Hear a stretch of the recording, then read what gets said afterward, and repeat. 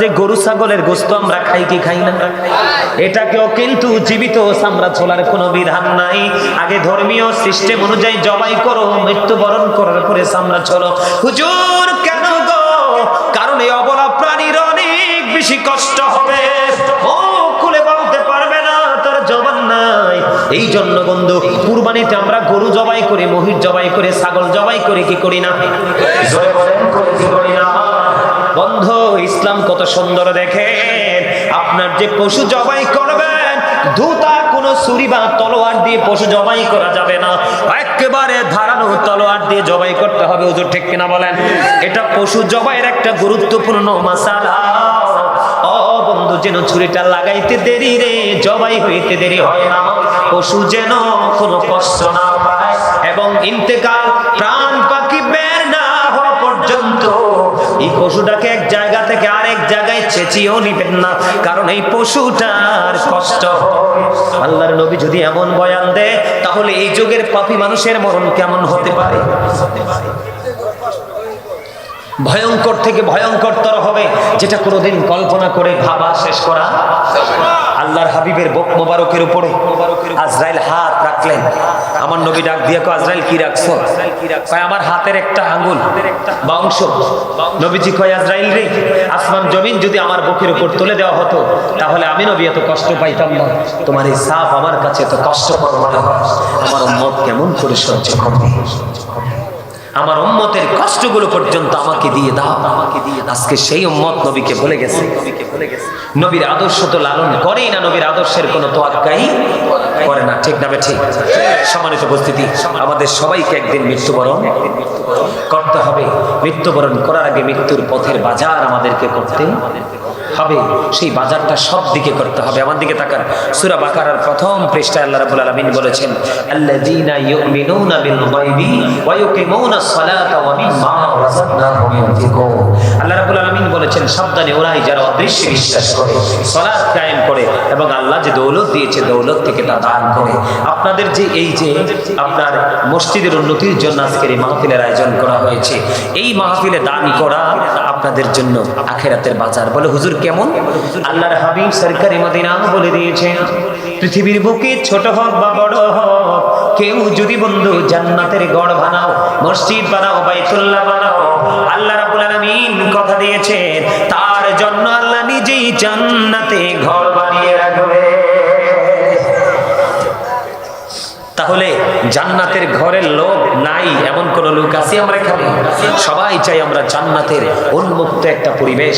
যারা জান্নাতি হবে তারা নামাজও পড়বে, রোজাও করবে, হজও করবে, তৌফিক অনুযায়ী থাকলে যাকাতও দিবে, হজও করবে, আপনার দান সাদকা করবে, সব ধরনের ধর্মীয় কাজের সাথে যুক্ত থাকবে, শুধুমাত্র আল্লাহর সন্তুষ্টির জন্য। ঠিক কিনা বলেন?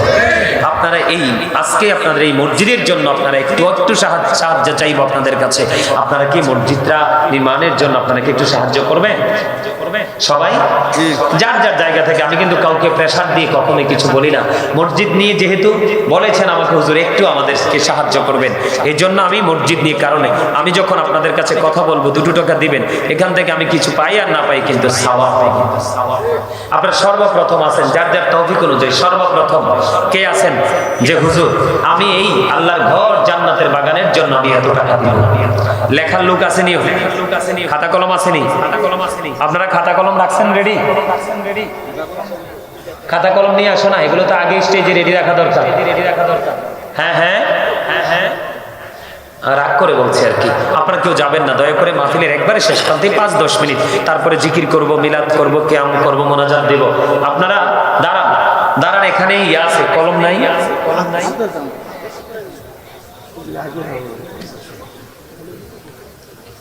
আপনাদের অনেক কিছুতে সমস্যা, আপনারা রাগ করবেন না। 41তম মাহফিল, আমার মার মুখে শুনছি, যার হয় তার 8 বছরে হয়, যার হয় না তার 80 বছরে হয়।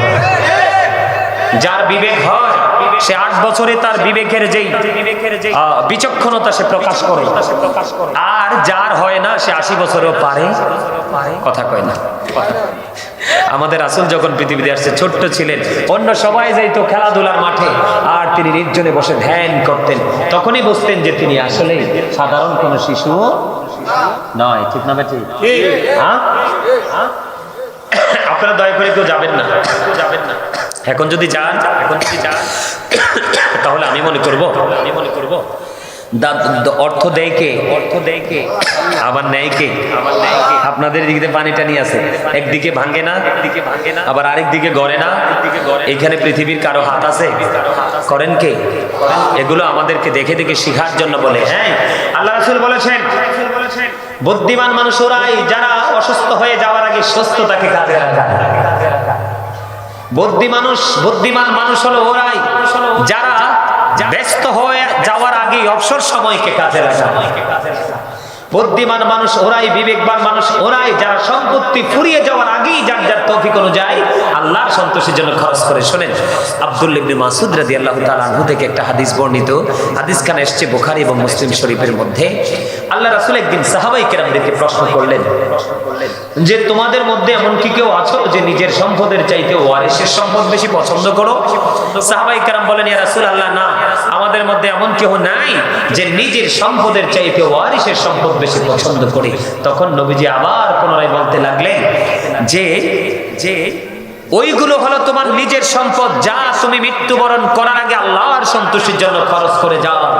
আর যদিও তোমার সম্পত্তিগুলো তোমারই উপার্জিত সম্পদ, তুমি পৃথিবীতে রেখে গেছো, কিন্তু তোমার মরার পরে এই সম্পত্তি আর তোমার না, এগুলো তোমার ওয়ারিসের। তো এই জন্য আমাদের সবার উচিত পরে মৃত্যুর যন্ত্রণা যাই।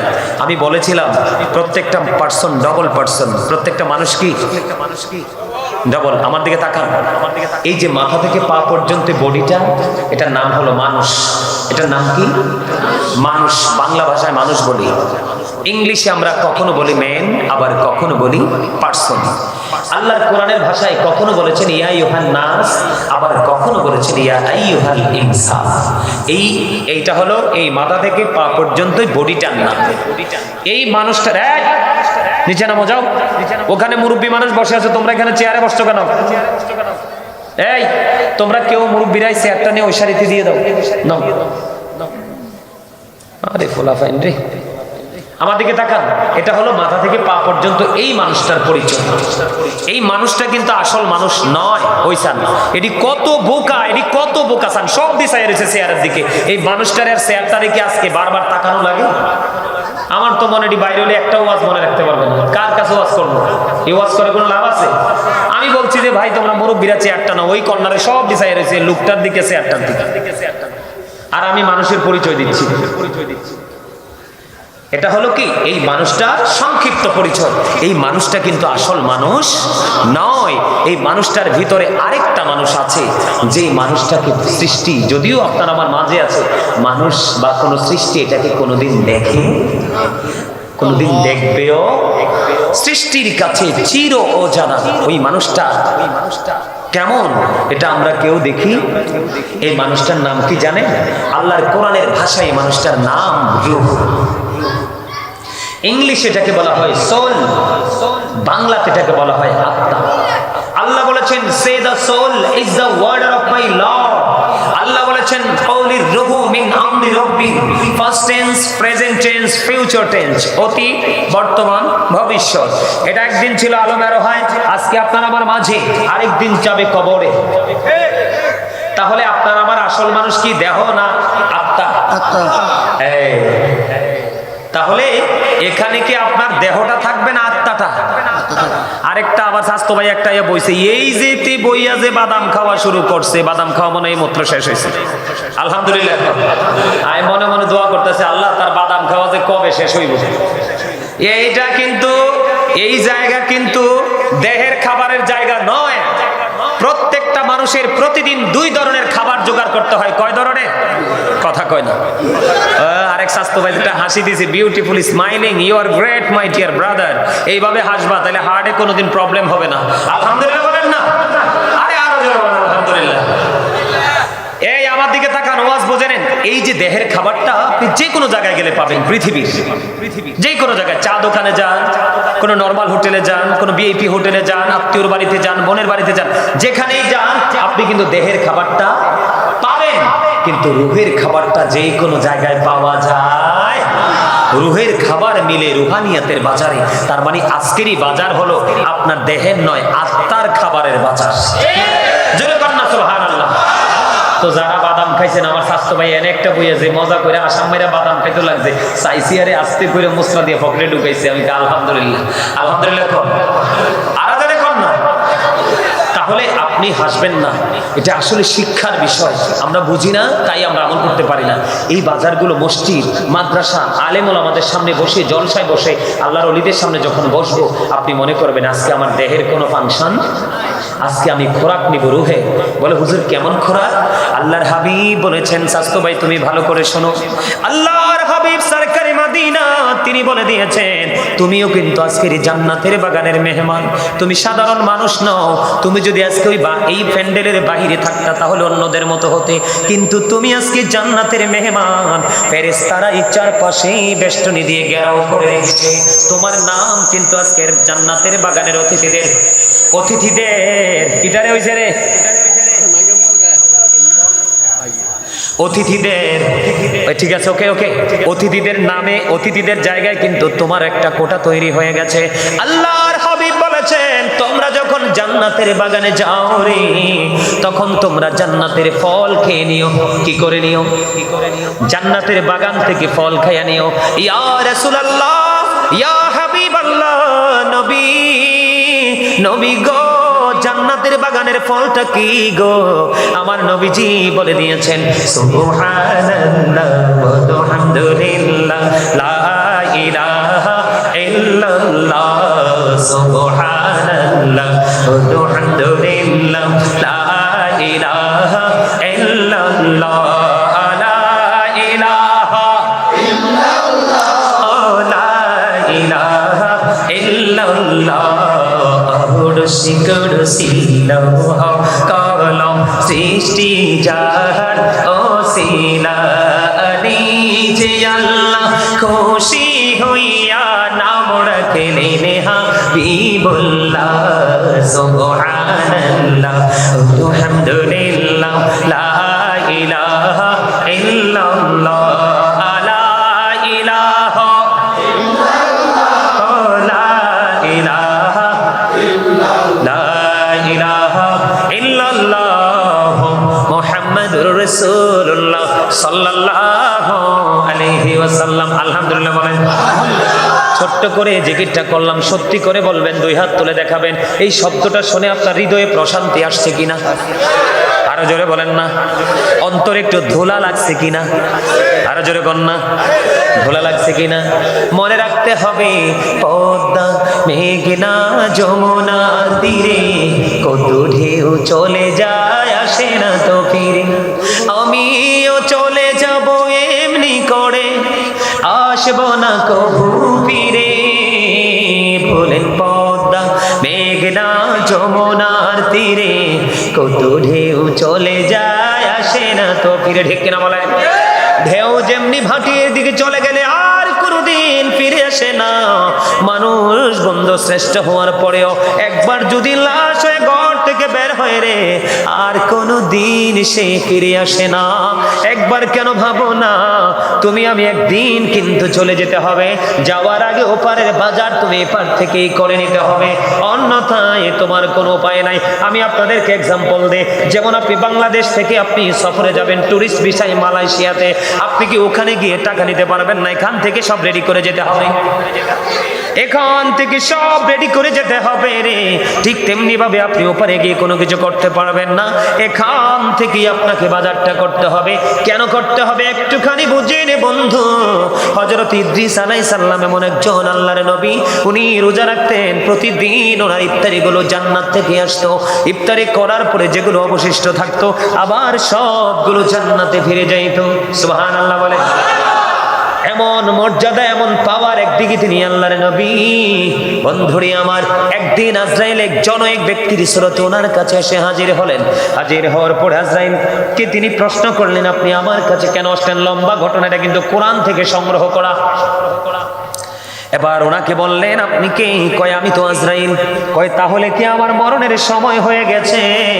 কয় না না নবী গো, আপনার এখনো মরণের সময় হয়নি, আমি এসেছি আপনার সাথে একটা বন্ধন তৈরি করার জন্য। কয় আপনি আজরাইল, আপনি আমার কাছে আসছেন, আমার মরণের সময় হয়নি, আমার সাথে বন্ধন করার জন্য আসছেন। আজরাইল আসলে তো আর পৃথিবীতে কারো সময় থাকে না। আজরাইল বলতেছে, হ্যাঁ আপনার সাথে আমি একটা বন্ধন তৈরি করার জন্য এসেছি। তাই কহ। এবার ইদ্রিস আলাইহিস সালাম একটা শর্ত দিয়ে দিলেন, কয় আপনি যদি আমার সাথে বন্ধন তৈরি করতে হয় তাহলে আমার কিছু শর্ত মানতে হবে। সুবহানাল্লাহ বলেন না। কয় শর্ত মানতে হবে? কয় আমারে একবার মরণ দিতে হবে।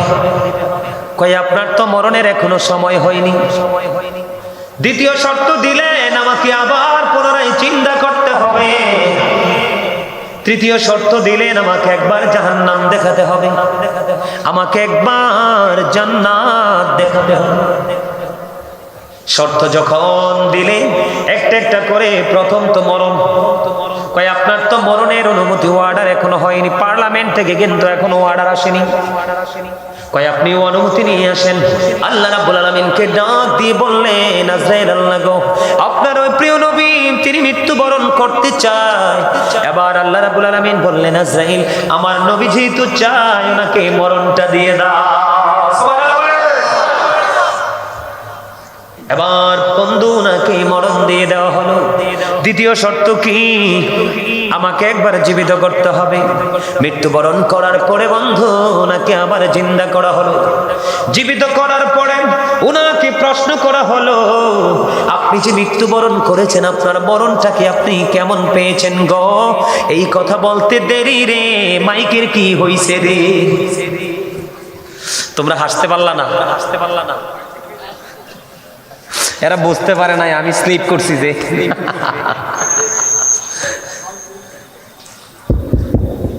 থাক, এটা তো আর ওর দোষ নাই। না থাক, এটা ওর দোষ না। আসলে মেশিনারি জিনিস তো যে কোনো সময় একটু সমস্যা করতেই পারে। এটা আসলে অপারেটরদের কোনো হাত থাকে না। ওরা চায় যে ওদের জিনিসটা ভালো সার্ভিস দেয়, তাই না? এবার আল্লাহর নবী ইদ্রিস আলাইহিস সালাম জীবিত হলো গো। জীবিত হওয়ার পরে ওনাকে প্রশ্ন করা হলো, নবী গো আপনি